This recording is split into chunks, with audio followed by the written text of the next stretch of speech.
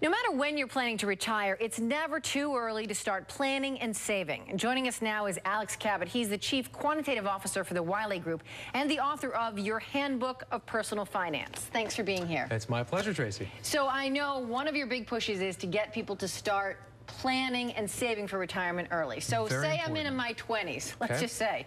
What do you start doing when you're in your 20s? Well, it's very important if you have the option to contribute to a retirement plan at work to do so. There's a little equation I like to look at is where 8 equals 30.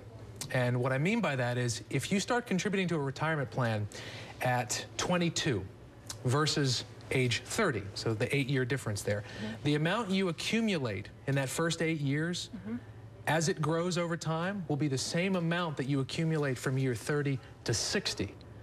So those first 8 years, if you start contributing at 22, you can double the amount you'll have at age 60.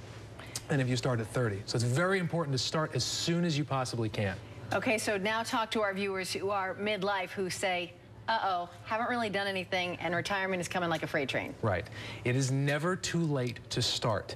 What's very important, particularly as you get into the middle of your career, maybe in your late 30s, early 40s, if you really haven't started to contribute yet, you need to talk to somebody, a qualified financial advisor, to find out, what do I really need to save between now and my target age?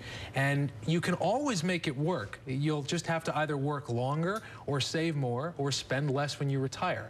But it's a matter of finding out what you really need to put away to make that a reality as time goes on. And that's not an easy thing to find out. That's why you should be talking to a professional about it. And let's talk about all the things that are in that pile for retirement. There is traditional savings, there's 401ks, investments. Talk to me about that.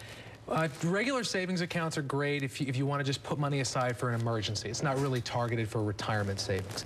401ks, IRAs, 403bs, these are the types of accounts that are designed for retirement. There's a couple of benefits to them. One, in most cases, when you put money into a retirement plan, that money is not taxed. So if you make, let's say, $1,000 and you put 100 of it into a retirement plan, you only pay tax on the 900 that's left over. So that 100 goes in, they call it tax deferred, meaning you don't pay taxes on it.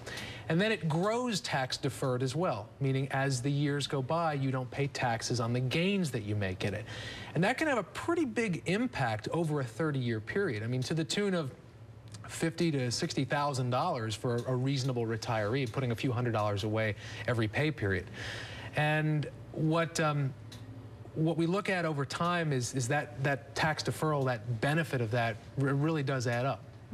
And since you mentioned it, real quickly before we let you go, it's tax time. What should we be doing with our taxes to think long term? Right. Well, taxes right now, you know, you've got until April 15th to file.